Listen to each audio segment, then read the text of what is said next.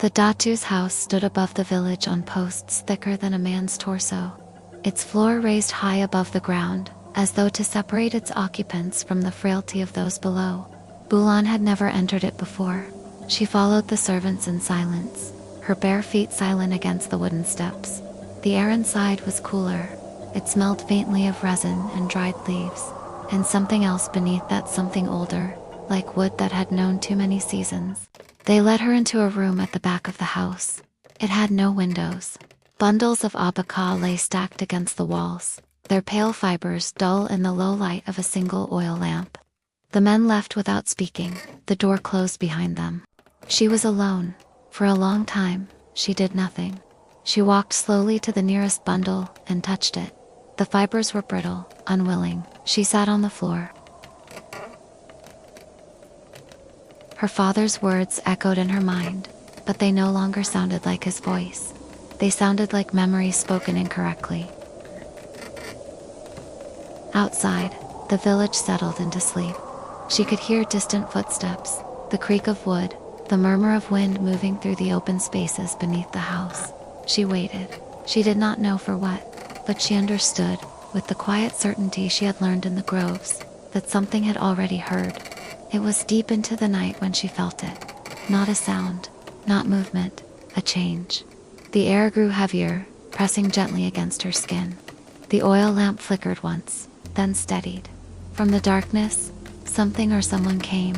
He was slender, the color of bark, bleached by years of sun. He looked neither young nor old. He stepped into the room as though he had never been absent. He was smaller than she expected. His frame was narrow, his posture unburdened by weight or fatigue. His hair fell past his shoulders, black as wet earth, unmoving even as the lamp's flame trembled. His eyes found hers immediately. They did not search, they recognized. She felt no fear, only the terrible certainty of being entirely seen. "You cannot do what was promised," he said. His voice was quiet. It did not disturb the air. It arrived fully formed. Bulan did not answer. He stepped closer to the bundles of abaca and rested his hand upon them. The fibers stirred faintly beneath his touch, as though something within them remembered him. "But I can," he said. He turned back to her. "What will you give me?" She thought of her father, of his bent shoulders, his tired hands, the shame he had not spoken. "My hair," she said. He tilted his head slightly. "It will return." "What about my blood? It already flows elsewhere." His gaze did not leave hers. He was not dismissing her offers. He was observing them, measuring their impermanence. "What will you give?"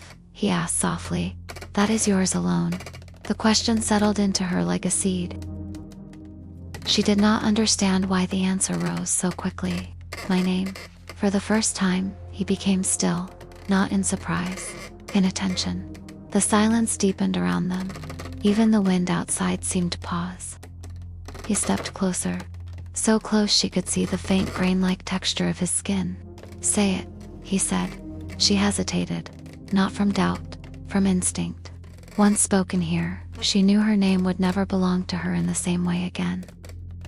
He did not persuade, he waited, because he did not need to convince, only to receive. She spoke her name. The room grew still.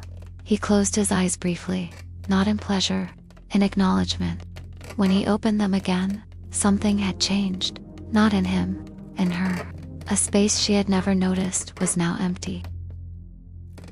He turned to the abaca beneath his touch. The fibers slowly transformed.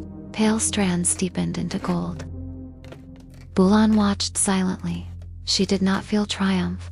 She felt absence. "It is done," he said. Before disappearing into the darkness, he spoke once more. "Do not try to hold what is no longer yours." The oil lamp flickered, and Bulan sat alone beside the gold she could not remember creating.